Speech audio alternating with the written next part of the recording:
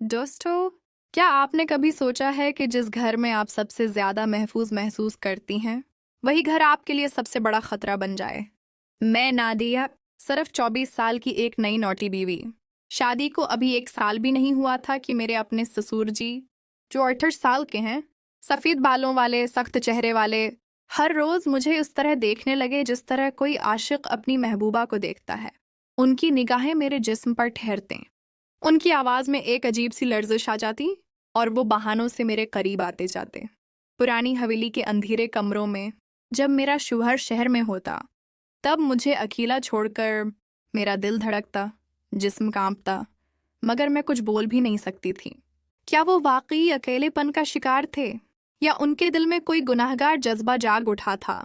इस राज भरी, दिल दहला देने वाली कहानी को आखिर तक जरूर सुने, क्योंकि आखिर में जो ट्विस्ट है वो आपकी आंखें नम कर देगा और आप सोचेंगे कि कभी कभी रिश्तों की हकीकत देखकर दिल टूट जाता है।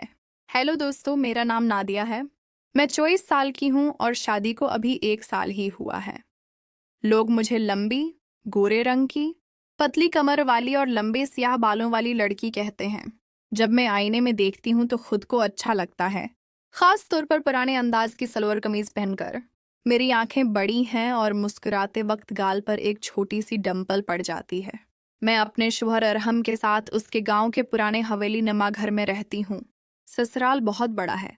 ऊपर हम दोनों रहते हैं और नीचे ससुर जी और सास रहती हैं। ससुर जी का नाम बशीर अहमद है। उम्र 58 साल के करीब, लंबे कद के, सफ़ेद बालों वाले और मोटी मूंछों वाले, बहुत कम बोलने वाले और सख्त मिजाज। वो घर और खेती का सारा काम संभालते हैं। सास ज्यादातर मंदिर और सत्संग में मसरूफ रहती हैं। शादी के इब्तदाई महीनों में सब कुछ बिल्कुल नॉर्मल था। इरहम शहर में नौकरी करता है, इसलिए हफ्ते में 4-5 दिन घर से बाहर रहता है। घर में ज्यादातर वक्त में ससुर जी और सासी होते हैं। एक शाम में किचन में रोटियां सीख रही थी कि ससुर जी ने आंगन से आवाज दी, नादिया बेटी जरा उधर आओ। मैं बाहर गई तो उन्होंने एक पुराना एल्बम निकालकर दिखाया और कहा, देखो ये मेरी पहली बीवी की तस्वीर है। तस्वीर में वो औरत बिल्कुल लंबी पतली और मेरे चेहरे से कुछ मशाबा लगती थी। ससुर जी ने हल्के से मुस्कुराते हुए कहा कि तुम भी उस जैसी ही लगती हो। मैं शर्मा गई। उन्होंने कुछ देर मुझे देखा, फिर मैंने एल्बम वापस करके जल्दी से किचन में वापस आ गई। उस रात अरहम से मैंने पूछा कि ससुर जी कभी कभी अजीब सा क्यों देखते हैं। इरहम ने हंसते हुए कहा, अब आप पुराने ख्यालों के हैं, छोड़ दो। अगले दिन सास मंदिर गई हुई थी। ससुर जी ने मुझे बुलाया कि पुराने गोदाम में कुछ सामान शिफ्ट करना है, तुम मदद करना। मैं साथ चली गई। गोदाम में पुरानी चीजें, खाटें और सामान भरा पड़ा था। हम दोनों मिलकर सामान उठा रहे थे। एक भारी पेटी उठाते हुए ससुर जी की कमीज का बटन खुल गया। मैंने नजर फेर ली। उन्होंने नर्म आवाज में कहा, नादिया बेटी तुम बहुत मेहनती हो। इरहम बहुत खुशकिस्मत है। फिर एक पुरानी खाटी साइड करते हुए इनका हाथ मेरे हाथ से हल्का सा टकरा गया। मैंने फौरन हाथ खींच लिया। उन्होंने मुस्कुराते हुए कहा, डर मत बेटी, मैं तुम्हारा बाप जैसा ही हूँ। उस दिन के बाद ससुर जी अक्सर मुझसे बात करने का कोई ना कोई बहाना निकालते। कभी कहते मोबाइल देख लो, कभी कहते तुम्हारा बनाया खाना बहुत अच्छा लगता है, कुछ खास बना देना। वो मुझे अपनी पहली बीवी की कहानियां सुनाते, पुरानी यादों का जिक्र करते और कभी कहते कि औरत को समझना बहुत मुश्किल है, मगर तुम समझ में आ जाती हो।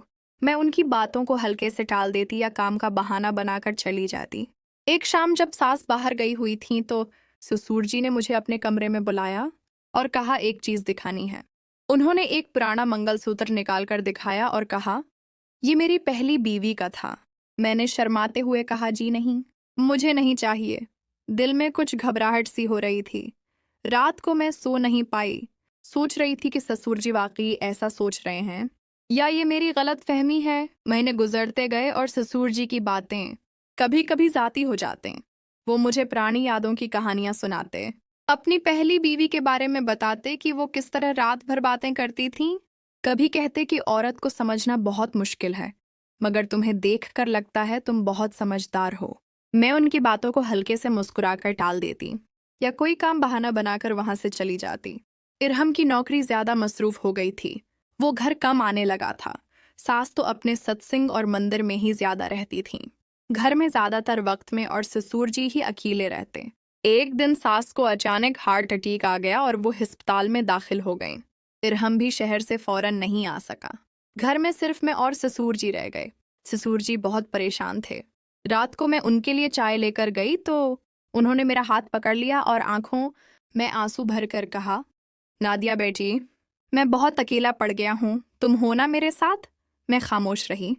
फिर वो आहिस्ता से बोले, बेटी, मैंने तुम्हें कभी भी गलत निगाह से नहीं देखा।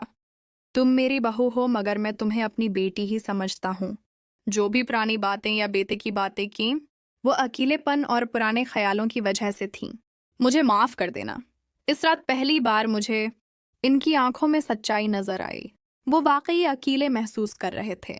अगले चंद दिन में उनके साथ अस्पताल जाती, उनका ख्याल रखती, इन्हें दवाएं देती और घर का काम भी संभालती। ससुर जी बिल्कुल बदल गए थे। उनकी पुरानी निगाहें और बातें खत्म हो गई थीं। अब वो मुझसे सिर्फ बेटी की तरह बात करते। सास अस्पताल से ठीक होकर घर आ गईं तो घर में दोबारा पुरानी सुकून वाली फजा लौट आई। ससुर जी अब सिर्फ घर की बात करते, खेती की, मौसम की और कभी कभी पुरानी कहानियां सुनाते, मगर इनमें कोई दूसरा मतलब नहीं होता था। एक दिन मैंने इरहम से कहा कि तुम्हारे अबा बहुत अच्छे इंसान हैं। इरहम मुस्कुराया और बोला, हाँ, उनकी पुरानी आदत थी, मगर अब समझ आ गई होगी उन्हें। आज भी जब मैं ससुराल में रहती हूँ तो ससुर जी मुझे बेटी की तरह प्यार करते हैं और मैं उनकी बहुत इज्जत करती हूँ। दोस्तों, ये कहानी यहीं खत्म होती है। सब लोग सोचते हैं कि इसमें कुछ गलत होगा, मगर हकीकत ये थी कि ससुर जी की बातें और निगाहें सिर्फ अकेलेपन और पुराने जमाने के सोच की वजह से थीं।